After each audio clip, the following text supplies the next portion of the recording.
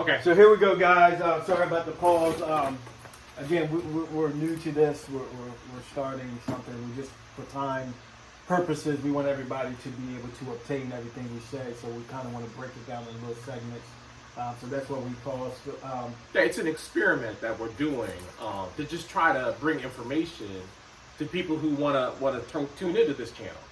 You know, so normally I was explaining that if it's just me talking, I try not to take it over 15 minutes at the longest. If it's me and James, 20, 25. But since we have a group that's interactive where we're asking each other questions and going over things, we're going to experiment. I'm feeling that we can last 30, 40 minutes and still be entertaining and educational, and you're not just going to turn it off and, you know, go to TikTok. So we'll totally appreciate any feedback you give us, but we're going to continue and in the theme of what we're talking about in balance in education. You know, we wanted to go over this pack I have right here, and it's just one of my packs. You know, where we can sit down and actually ask questions, and not just look at it and say, okay, that's what that is. You know, so it's going to be a thorough discussion about this is a get home bag, okay? And this is designed to get you home. You know, it's not supposed to be for more than 3 days. I mean, I guess you could press it to 4 or 5 days if you really know how to find food, but this is designed for 3 to 4 days. So I'm gonna go over everything and you guys can ask questions. And we'll just go from there. So on the top part of the pack, I've got, whoops, I dropped my piece here. We'll put that right there. On the top part, Cut it off. yeah, you got it. It's gonna cut it off. I have a packable jacket. Okay, this fits in the bag. I can stuff it in. I can put it on. It's not expensive. And this is what I would wear if I was caught out and I had to just run out into the elements. It's a great layer jacket for where it's waterproof. Oh, that's what I was going to ask. Is it waterproof? Mm-hmm. It's waterproof, and it'll keep you warm. It will keep you warm, especially if you're moving. Now, if you're still and like you got to bed down for the night, it's an extra layer. It's not going to hurt, but it's not, you know, Lord knows it's not the same as you know, one of those loose down, you know, Alaskan coats. But this will do. It will keep you alive. But this is just one of them. The other thing I have on top here is I think everybody should have is a water bottle with a filter in it. You know, this is good for 1,000 gallons. You know, everybody should have this. Other ways to treat water is, you know, boiling it to a rolling boil. You know, but then you got to start the fire. You know, for our, you know, just getting home, this simplifies it a lot.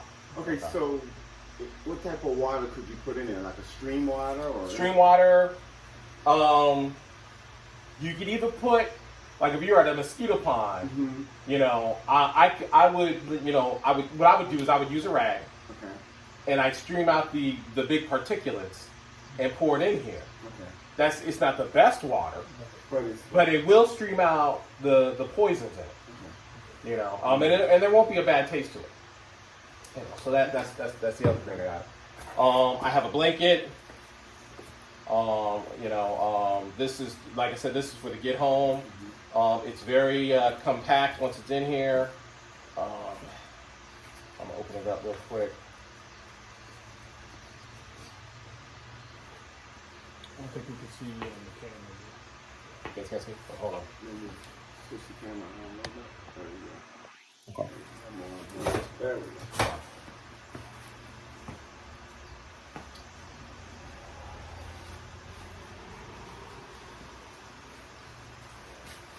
I've seen those reflective type blankets that you can roll up to have like the heat. I have that too. They're emergency.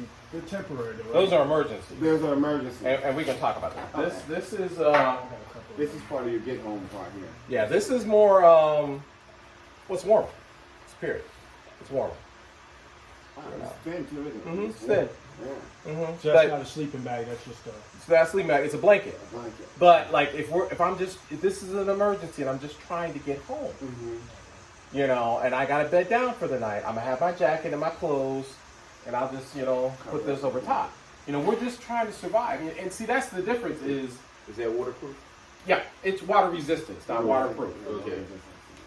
You know, and when we go camping, I'll explain condensation with your tent, you know, which is why you need to have something that's water resistant. So how much is price wise so people can kind of get a. Price wise, I think this was 30. I'm pretty sure that was 25 or 30. The water bottle is also, I think you could probably get the water bottles for like 15 and 20. But you don't want to go cheap on some of this stuff. Right. You know, especially water. You know, I want to make sure I got a decent water filter Yeah. because that will mess you up. You will get sick. I mean, I watched like the Alone series, you know, where this one dude, he didn't filter his water right, and he had to go home. You know, he was just filtering it through leaves, and he thought because the stream looked clean, you know, that he could filter through leaves. He got sick and had to go home. You know, because you don't know what animal is upstream. You don't know who's pooping in the stream or whatever. There might be a dead animal in the stream upstream, and that's flowing down. It looks clean, you know, but yeah. Other things I have is mosquito repellent. You know, you carry in your pack. I am, and this is my personal preference, and like I will talk about this when we go camping. I'm looking for a mosquito repellent that isn't greasy, but that might be part of it to repel the mosquitoes. You know, because see, because see, when I'm out there in the heat and I'm also got this on, it just becomes this kind of sweaty, Irritant. Yeah. Yeah, I mean, it doesn't irritate me. Me because I'm a diva. Crazy. You know, I'm not. You know, That's actually pretty good because that's what you're looking for is deep. yeah, it's good. I mean, it works great. It's actually good. But you know, I might try to find something that's a little bit drier. But if I can't, I mean, so be it. That's just the way it is. But that only for mosquitoes. What about the ticks and It's bugs? ticks too. Okay, good. So that's what you want. You want something with a combination of insects. Mm-hmm. Yeah, ticks and insect pollen. When you see that 100%, Something deep. Yeah. That's ticks. Yeah. Mm-hmm. That's good. Yeah. So we're going to talk about the outside of the pack. I have straps on here for sleeping pack, sleeping mattress, anything extra I want to take on here. It's got this is called Molly. So like I can hook something else in here because of that. I don't know if you guys can see that. You know, Molly.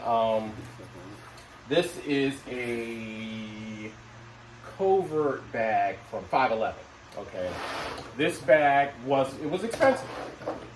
But this doesn't look like a military backpack. Okay.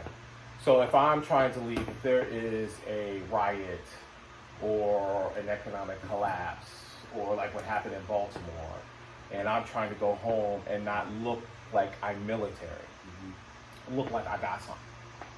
You know, I've got this pack. You know, I've got another pack. It's you know, I call it my end time pack, which is it looks military. It's rugged, but it's meant to last. This will last also. You know, but my other backpack is a lot bigger because that's the pack that I'm taking and I'm not coming home. You know, and we'll talk about that because that whole concept really needs to come with application and experience and practice. Because we have to implement some real survival skills if we're bugging out. You know, and this is to get home and bug in. You know, so traffic jam, car breaks down, they've got borders up. I can hike around the border and still get home. What is an average weight your bag should consist of, as far as your weight that would be comfortable for you? Is there an average weight? comfortability, I think. Yeah. There's different theories. The one guy, the Canadian prepper, talked about it, and he said it depends on your conditioning. Mm-hmm. Now they say that it should be, what did they say? Was it 15% of your body weight? I can't remember. The average pack so to speak, is between 20 and they'll say 40 pounds. Okay. I've seen guys in videos that carry 60 pounds. Okay, but it depends on what you're doing, where you're going. There is no pack that you can carry that will have everything you need. That's where the skills come in. You know, you can never carry enough water or enough food, so you're gonna have to know how to get water and how to get food. You know, there's just no pack out there. You know, processing wood, and I got some stuff to do that in here. You know, I would love to carry a wood chopping axe. You know, that's extra weight.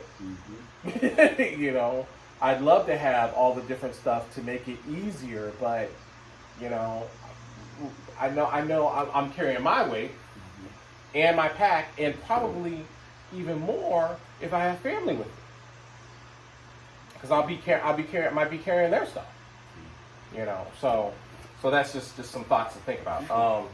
We're just gonna start with the outside, and on the outside, I always have light. And if you have a pack, you always gotta go through your stuff to make sure it still works. You know, like I think I went through this a couple days ago, and I realized that my flashlight was a little dim, and I said, I gotta change the batteries. Because we'll get it and we'll just leave it somewhere. You know, I got batteries for my pack, and actually I found some rechargeable batteries that have a little USB port in the side of it. So like if you have a little battery charger, you can charge your batteries with it. Yeah, so that was cool. They were expensive. Yeah, I'll show you guys on another time. But yeah, a little multi-tool. Everybody should have one of these. This was $20. So yeah. Flashlights, depending on the lumens, you can get them from $5 to $10 to, I've seen them up to $50, $60. You know, depending on how many lumens, which is how bright it is. You know, some are so bright they're like a weapon. You know, right. You know, yeah, it's just, you know, and you can only know what you need if you've been out in the woods. It gets dark in the woods, and we don't realize that living in the city, because you know we're used to the ambient light of the houses, of the street lights, and everything, and so yeah, you know, so you know that's the experience. This is a knife sharpening gadget that I saw on a video. So this would be more for longer term survival. I just threw it in here because there's a little pocket here. So to sharpen your knife, because you know you're only as good as your equipment. No point in having a dull knife. Yeah, no good. Right. You know, this was $10. Yep. I got batteries. I got an extra thing of water filtration. Yeah, those are $5 at Walmart. What do I have in here? Okay, it's just an extra pocket right here. Nothing in there. Let's go on the inside of the pack. Wait, glass up down here. Yeah, okay. I have extra mask. And they were talking about masks before the pandemic, because if you're in the city, because this is an urban survival pack. Okay, this is not a wood. I mean, it can work for both, but this is most for the urban. So when they were saying when there were riots and they were burning cars, tires, and everything, this will help. The mask will help with the smoke and everything that's in the air. You know, I started having these way before the pandemic. This is a mosquito net. And I remember I laughed at Bishop when he put his on the last time we went camping. But boy, they work.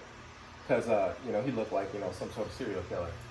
But yeah, you know, especially if you're thinking you're hiking, you know, and we've all talked about my cardio, and I'm breathing hard.